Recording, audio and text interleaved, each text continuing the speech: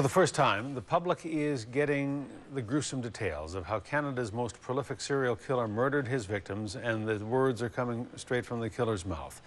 The courts have now released hours and hours of tapes in which Robert Pickton describes in his own words how he killed dozens of women at his pig farm in Port Coquitlam.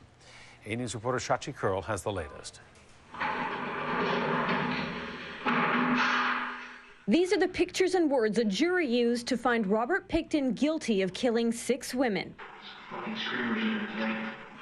This is newly released footage of the now convicted murderer cooling his heels in a jail cell, talking to undercover police as a recently captured suspect. The Port Coquitlam pig farmer was arrested in February 2002. Hours later, he was here, confessing his crimes to an undercover police officer. The hours and hours of tapes and thousands of documents make up a staggering amount of evidence that until now could not be reported. Pickton's victims were sex trade workers connected to Vancouver's downtown East Side.